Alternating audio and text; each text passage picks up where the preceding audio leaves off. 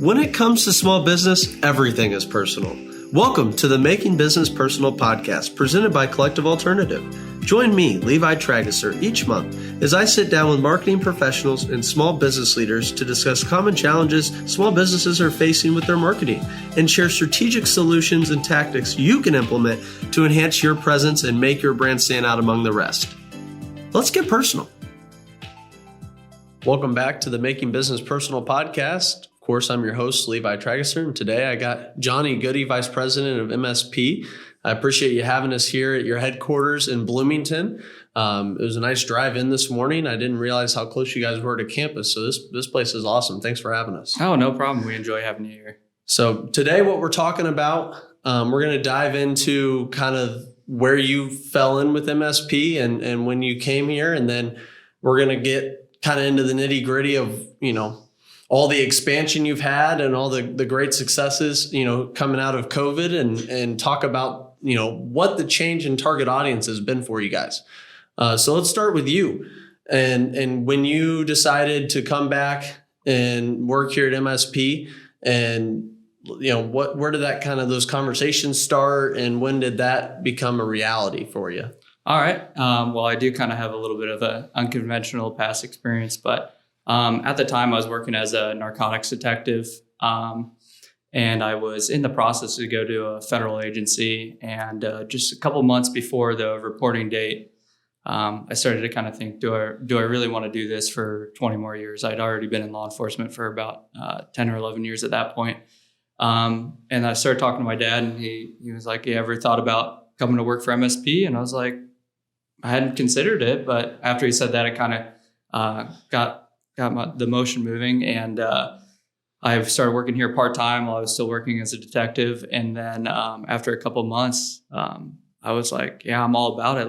Let's try it. Unfortunately, it was June of 2020 at that time. So with us being so reliant on aviation and not just the problems that Boeing was having with their 737 MAX, but you put COVID on top of that. Exactly. I pretty much came into a fire, but we had, we worked with Collective a lot, and I think we wrote it out well. And I think now looking back on it, and knock on wood, hopefully we're past a lot of the COVID, but I think it was one of the best things that could have happened to our organization just because of how we chose to go around it. Right. So let's jump right into that. So you come in June of 2020, and the pandemic is in full swing, and you got to figure a lot of things out from the start. So what did those conversations look like with you and your dad early on when you were trying to, make those decisions on what the future was going to look like for MSP, especially I assume you coming in and now that you're choosing this as your career path, that adds a lot of stake in it for you. So what did that kind of look like? What did those conversations start out as, and, being a part of joining MSP? Well, I think initially, they wanted sales that was going to happen right then and there, which I didn't think that was very feasible, especially with us being so reliant on aviation. I think prior to the pandemic and the 737 MAX, 60% of our business was tied to Boeing directly, whether it was them or some of the sub-suppliers. So just calling the sub-suppliers or Boeing, their production is stopped. So it's not like they're going to buy more of your product. So we had to think of what else can we do? So our family also owns a company in California that does some plastics. So we started assembling the face shields here and then selling face shields, as well as donating them to medical facilities, law enforcement agencies, and the first responders. And then we worked with Collective, and Amanda kind of pitched the idea of rebranding. And I was like, I think that's a great idea. Because a problem with kind of being an aviation machine shop is people just assume that your prices are going to be a lot higher because aviation tends to be high mix, low volume. But we started kind of getting into, we'll take on any work. So our estimators and quoters up front did a great job of reaching out to more of our defense customers and saying like, hey, we have a ton of availability. We'll take on any work. And at certain points, we were doing like woodworking for one of the defense contractors, but it was really every person tried the best they can. And without any one of our employees, like you take one of them out of the equation, I don't know if we make it through. I gotcha. So kind of taking a small step back, and you started making the face shields, and you were able to get the plastic in and that sort of thing. What did that shift look like from when you were doing your aviation sales and you're kind of looking at that target audience, and now you're shifting to these face shields? What did that shift look like? And were there any struggles with trying to, kind of work with or talk to that target audience? So the beginning of that movement happened, I believe, a couple months prior to when I was getting here. But like our machine shop, fabricates and machines a lot of our product, whereas the face shields was more of a simple assembly. So we do have an assembly department that does some of the very attention to detail components. So they were able to take that task on. And unfortunately, at the time, we did have to furlough some of our machine shop because we literally had no work. But as those started ramping up, and I think the publicity from that also brought attention to us so that we were able to take on more work. So I think Collective did a great job with the press releases. I believe my dad was on most of the news networks talking about our company and the face shields. And from that traffic, that's what kind of helped us be able to rebrand, because now we had the audience and now we had form of communication to talk to people. Right. And you built this audience, and obviously, I think a lot of that when the pandemic hits, a lot of people wanted to cut marketing first. They felt like we just got to stay alive. We got to do what we can to kind of stay alive and kind of shrink our, total costs. And you guys, it was almost the opposite. You wanted that push for marketing, and because you knew at the tail end of that how important it was that you can't just be here, but you got to let people know that we're still here and we're making things, and now we're taking on more. And I think it was such an awesome story to see you guys get through that. And then you were able to build that audience because everybody was seeing that you're still here and, getting excited about that on the tail end of COVID. And so that kind of gets us into this rebrand. So tell us a little bit about those initial conversations with the rebrand, when you decided that that's the route you guys wanted to go, and, kind of how some of maybe the first branch or two started. I think right before the rebrand, I had talked to a guy that I was on SWAT with, and he had started his own company down in Tennessee, and he was looking for an OEM. And I started talking to some guys on our floor, like, you guys think this is possible? And they're like, not only is it possible, we've been pitching this idea for years. So we got into making parts and lower receivers for firearms. And then our tenant right next door to us was manufacturing UVC light sanitation devices, but having another manufacturer do it. So we started talking to them. It's like, we can make it and wheel it right over. So those two were like, okay, now we're doing medical products, and now we're doing armory and firearms products. And I was like, but it kind of sounds weird looking at your vendors, MSP Aviation. And I was like, I don't want to put MSP Aviation to stamp on our lower receivers. Mm-hmm. So we were kind of pitching this, and then Amanda's like, I think it's time for a rebrand. And I was like, absolutely.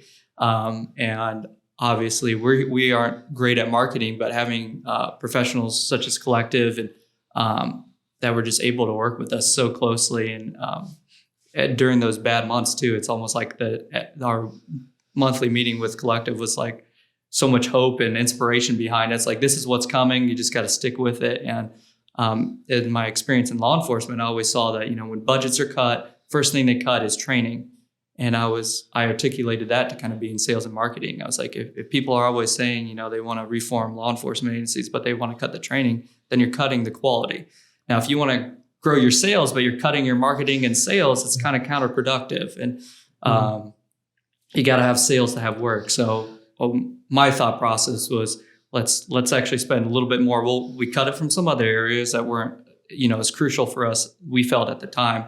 And luckily we also were spending a lot less on material because we were getting a lot less work. So we doubled down with Collective, and I can't thank Amanda enough. She worked with us. I remember listening into your podcast. So she said, they'd worked with a customer for a couple months and hadn't received payment. And we were definitely struggling financially, but she always worked with us, and we're all good now. But I think similar to our employees, without Collective and the rebrand and all the stuff that she did, I don't know if we were as successful as we ended up being. And I love to hear that. And I know a lot of business owners who are going to be listening to this are going to, latch onto that, because a lot of business owners feel that same pain, and they feel that same, kind of lostness coming out of, a pandemic, or, every industry has their own thing that they're going through, and it comes at different times, and it's different waves, and it's different measures.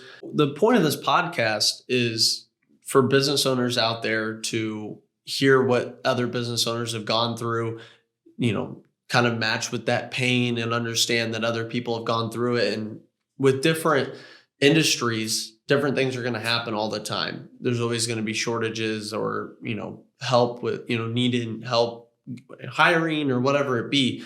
And so it's always good. And that's, really the reason why we do this podcast, is for the business owners to, hear stories like this. And it's so great to hear, how we've been able to help you guys through the pandemic. And, that kind of speaks, to what we want to do and what we want to be there for. We care about our clients through and through, and we care about their success. And a lot of places aren't like that anymore. And I think that's what makes us special. But another thing that makes us special is we work with people like you who do things the right way and treat your people right. And how important has that been for you guys through all this transition, having to lay people off potentially at COVID, when that first started, to now? What does that kind of look like for you guys culturally?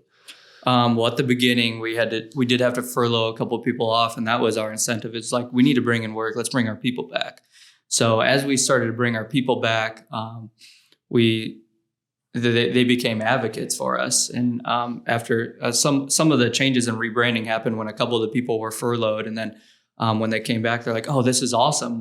Should have done this a while ago." And I always joke that I've got multiple years of seeing some bad leadership from law enforcement, military, and just some people that, as they get promoted, they don't take care of their people, or they don't care. They think they're better than them. They delegate and they work less. But I was like, I'll do all the hard work if we want to make these changes. Like, I'm in it with you guys, and always going down and talking to the people daily and pitching sometimes what I thought were good ideas. And then I was very humbled when they were telling me, no, we can't do this. Why we can't do it. And I really think if you're telling people, as we're making these big changes, why we're doing it, and they get the buy-in, and then you don't have that, trying to fit a square peg into a circle hole.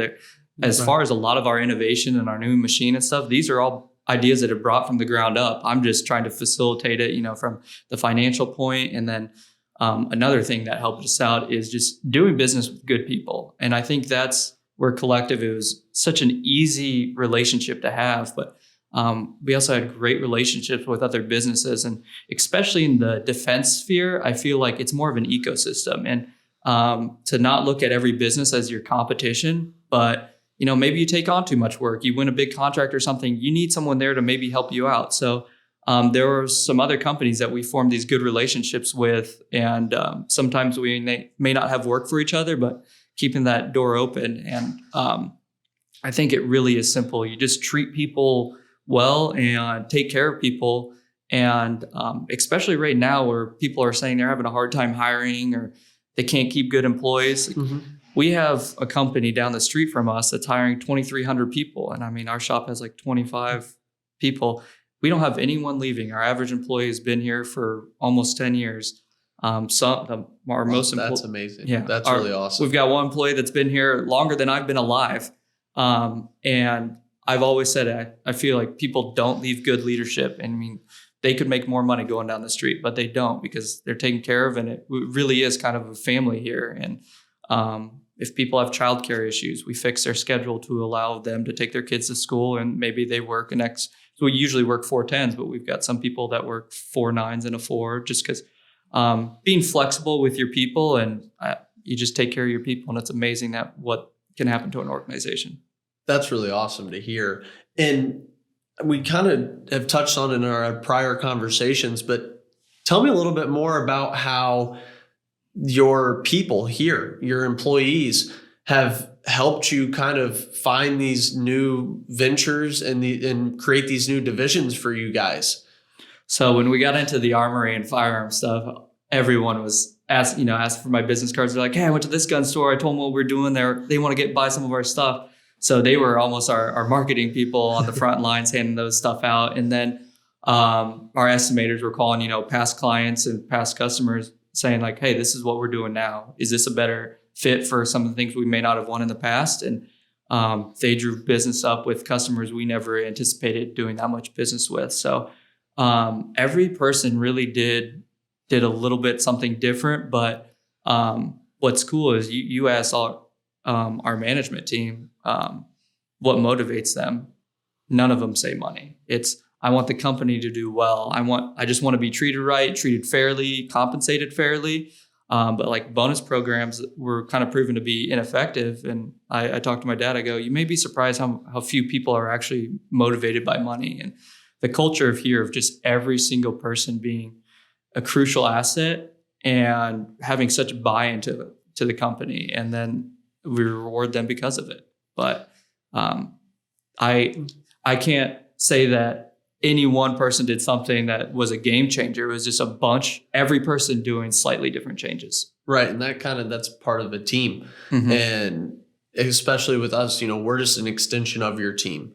And, we wanted to do our part and, along with your employees. And I think that's why we saw a lot of this success we saw with a lot of our clients through COVID, and a lot of other firms didn't see that success because, at the end of the day, if you're working with good people who hire good people and, treat and do things the right way, that goes a long way, and they'll become your biggest advocate. And when your employees become a big advocate, as you guys have seen now, that, is instrumental when you're trying to do a rebrand coming out of COVID and you have, referrals and all that kind of thing. I think it's, when you're going through that, having that support it's unmatched. It's something that you can't buy that. Money can't buy a good team. Let's talk about the different divisions and, kind of touch on each one specifically, how it kind of came about in a brief way, and just to kind of see where all these, really started from. Oh, absolutely. So aviation defense divisions were kind of already there. They were just always under the aviation hat. So those were easy to just kind of separate. Medical was because of our tenant that was, making UVC light sanitation devices that we were machining and fabricating, and then as well as the face shields.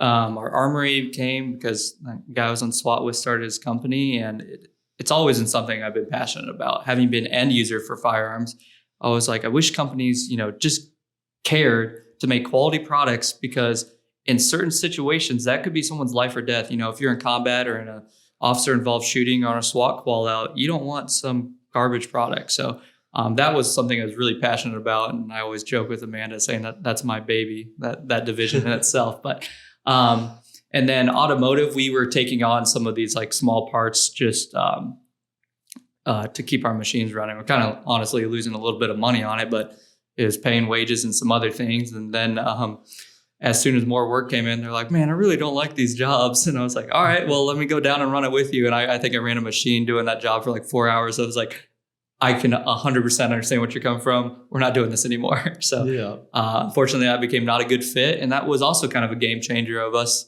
turning away customers or turning away business that wasn't a good fit for us. And then sanitation, my dad, who is also the president of this company, is a board member of another company that makes kind of like, they're called P bags or disaster portable toilets and things like that. So we kind of took the sanitation on to almost be a kind of a distributor and just kind of spread a little bit of what they do. But it's become kind of popular with UPS drivers, pilots, because, if you're a private pilot, there's not a bathroom in those small planes. So that was kind of cool. And we added all those up, and then you guys did a great job on rebranding, because our aviation logo is what kind of people know us by, but all the other logos kind of match the properties of it. And we got shirts made, and they all look pretty cool side by side. And we've had nothing but positive feedback from it. So we love hearing stories like this. And this is where I get my satisfaction, I know, is we're doing the right thing. We're getting you guys through the pandemic because that's what we care about. We want to sleep at night when, our customers our clients are satisfied and, they're successful. And at the end of the day, that's, where we get our satisfaction. And, one of the big things for your guys' situation and a lot of our clients coming out of COVID was, how do we prepare for future pandemics or, the next thing to come? And so could you touch on the importance of having these different divisions and how that's kind of set you guys up for success in the future when it comes to, whether it be a pandemic or just any sort of natural disaster or, something like that? Absolutely. So, prior to the pandemic and Boeing, we had 60% of our business going to one customer. So, my goal for now and for the future is to continue to diversify. So if aviation does, plummet again, the other divisions are doing well enough to kind of carry that weight. And what's nice about kind of the firearms community in our armory section is it really is, when the economy goes down and things aren't going well, gun volume goes up. It's kind of like counterintuitive of what you would think, but having that as a part too, and doing a lot more stuff with the Department of Defense also is helpful too, because sometimes it's not as reliant on the economy and on individuals purchasing, because you've got a contract, 5-7 year contract that you've got orders for, and you're just filling those. So I think that continuing that, and then we worked a ton with and continue to work with the IADC, the Indiana Defense Network, a lot of these other government entities that are helping us get more grants and continue to make big capital purchases. And then we're trying to get more automation, which will also be helpful. So when times are bad, we have things that we can continue to run, and it helps us now when our capacity is, so high that we're able to run lights out. So making some of those kind of cultural changes and adding more capabilities brings on a lot more work for us. So the capabilities was a huge asset, because we turned away business in the past because we couldn't do it. And then the people that we would subquote it were way too high for what our buyers would, and even without us marking the product up. So by doing a lot more things in-house and adding some capabilities really helped us in the past, present, and I think that's what's going to continue to drive us and allow us to be more of a diversified organization. Do you think it's as easy, or do you think it's harder than what you initially had thought about this rebrand? Were there any doubts in your head about being able to shift between, sanitation and armory and aviation? Did you ever kind of see that being a problem or run into, an issue trying to, bounce between working with different, sectors worth of, it's a different industry. And so that's what's unique about your guys' industry is you're able to, in manufacturing, you work with a lot of different industries. You see a lot of different people and types of business. Did you run into anything with that? Not that I can think of specifically. I don't know if it's a strength or a weakness, but I think I was almost ignorant of how this could go wrong. I was so green that I was like, oh, this sounds like a great idea. Let's just run forward with it. And when I was on SWAT, we always had a saying that was like, a good decision made quickly is better than the best decision made too late. And, the old saying, he who hesitates is lost. So I was like, let's just continue this momentum. This sounds like a good idea. My dad gave me a lot of kind of rope, if I wanted to do well, but if I would fail too, I definitely had that opportunity. But he gave me a lot of support. So I thought it was a great idea. And then on paper, I was like, we're just bringing in more work. As far as when orders are received, they go into the same system no matter what. There's no customers that are segmented because of their division. And, some products maybe not go to as much outside processing as some of our crucial items. But the inflow of how orders are received and until they go out all follow the same process, whether it's an armory, a sanitation product, or an aviation product. And what's nice is aviation certifications can be somewhat difficult for some organizations to achieve. So having already those strict quality and QMS procedures already in place just open the door for us doing general machining, they're like, oh, you already have these certifications, so we know the quality's there. And then we brought down some of the prices depending with bigger volumes. We were able to do that because so much of some of our aviation costs was in the setup. But when you're running 1,000 instead of just 2 parts, you drive down the cost. So, and looking back, I think the rebrand was great. I think just from like the government contracting side, aviation still our trade name, so we still use that with the contracting. But we did kind of lollygag a little bit with, getting the business cards and updating like our letterheads and things. So we should have that actually finished up shortly. But that was if I were to look back, that was the one thing I wish I would have done faster. Just because you got your website done, you're telling everyone you're MSP manufacturing, and then you hand them an MSP aviation card. So it's all things to improve on. But I think that was a big factor of how we made it through it. Yeah. And how did Collective Alternative help you specifically? You were really ambitious. You wanted to jump into a bunch of different ventures, and you were really excited to take on more work and to expand and do this rebrand. How did Collective Alternative kind of help you specifically through that process? And, being so ambitious, how did we help you as a person?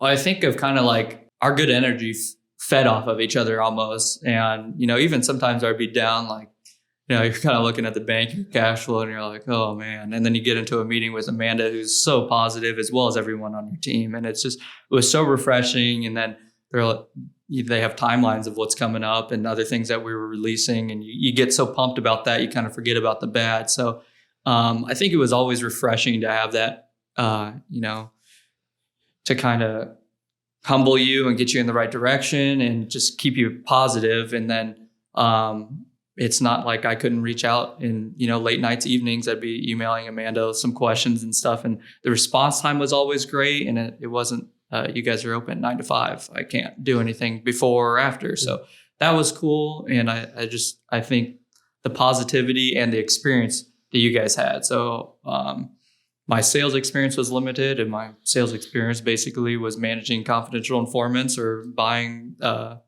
illegal substances. But kind of Amanda also gave me a little bit of training on that too, and how to be effective at a salesperson as marketing. And then we used a business coach as well that helped, give me a little bit better foundation. But it was just falling forward and trying my best to keep my feet on the ground. And I think it was an awesome experience, and definitely a lot more exciting than I would have ever imagined. When I was working in law enforcement, I was like, I don't ever want a desk job. And then now it's like, it's so rewarding. I mean, you don't have as much like volatile stress, but you still have like the chronic stress. But what would you say the most rewarding part is, for you? What are the things that you look at and say that's probably the most rewarding? Is it your people? Is it, how you've been able to expand? I mean, what does that look like to you? 100% the people. I was working on the floor, trying not to mess up a machine, and I was just getting their opinions. And one of our employees was like, this is the happiest I've been at any job in my life. And, they're in their late 40s. And just the employees texting me, at night and saying like, hey, I think this is so cool. I'm really glad we're actually moving this. And every person seems to have the same opinion that works here, that our future is awesome. And I think that's cool too.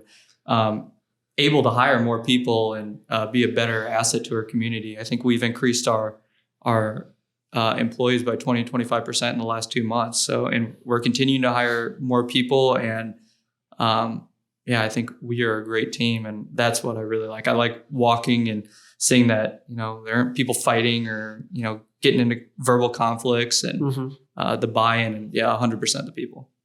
That's really awesome. Well, again, I appreciate you taking the time to sit down with me today and kind of talk to me through, what the rebrand looked like for you, and switching out of law enforcement and coming here and having such high expectations and being such a, trivial time. And, I really appreciate you taking the time to sit down and, so we can share this for those, business owners at home that may be feeling that same pain that you were, or maybe, trying to navigate some of the same aspects of their business that you had to navigate. So I appreciate it. And, thank you for the time today, Johnny. Well, thank you. I really appreciate it. And if any business owners out there, have questions or concerns or something, feel free to message me on LinkedIn. I'm all for spreading what we did. That might some way people might not have to go through the same struggles to get to that finish. So I'm all for sharing what we did to other people so that they can also be successful. Absolutely. Well, thank you again. And for these listeners out there, thank you again for listening. We appreciate you guys taking the time to sit down and hear our conversation. And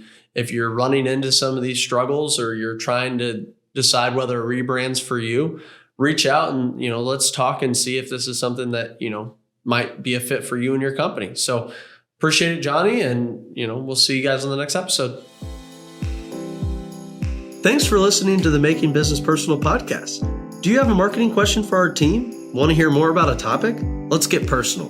Connect with us, submit your questions, and share any feedback at collectivealternative.com.